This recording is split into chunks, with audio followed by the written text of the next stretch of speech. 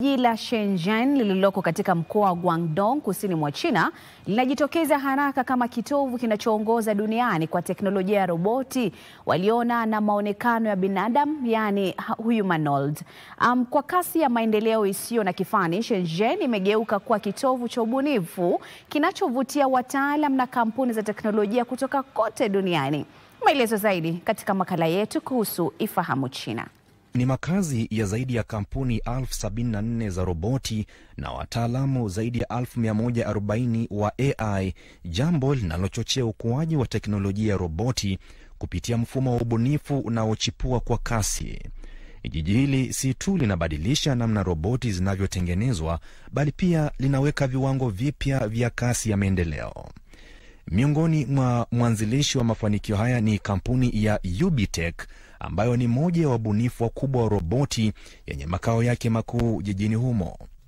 Mnamo mwaka wa 2022, roboti zake za sura ya binadamu ziliweza tu kutembea, kuandika kwa kaligrafia na kufanya mazoezi ya tai chi.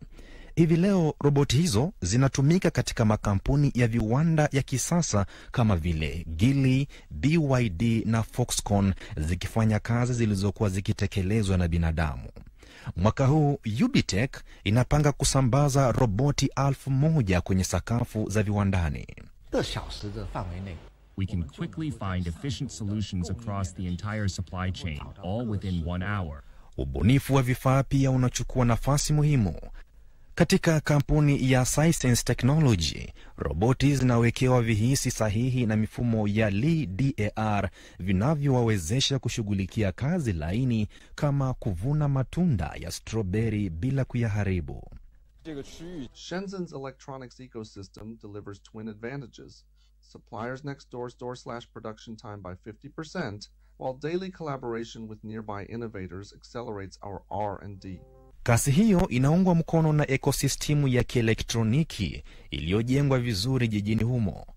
RoboSense, mmoja wa wasambazaji wakuu wa teknolojia ya LiDAR, ikiwa na mchango mkubwa. Mafanikio ya Shenzhen katika roboti ni matokeo ya uwekezaji wa zaidi ya mwongo mmoja kutoka kwa serikali, kuanzia ufadhili wa kifedha hadi ukuzaji wa vipaji, yote kwa lengo la kujenga mfumo wa ubunifu wa kiwango cha kimataifa. Leo hii Shenzhen huzalisha theluthi moja ya mifumo yote ya LiDAR duniani. Na kupitia mtiririko usiokatika kutoka maabara hadi kiwandani, jiji hili linawatumia roboti za sura ya binadamu kutoka China kwenda jukwaa la dunia kwa kasi ambayo hakuna anayeweza kuifikia. Na mtazamaji, ni hayo tulikuwa tumekuandalia kwenye habari zetu za Kurunzi Mashinani. Tupatane upande wa pili wa tamrini.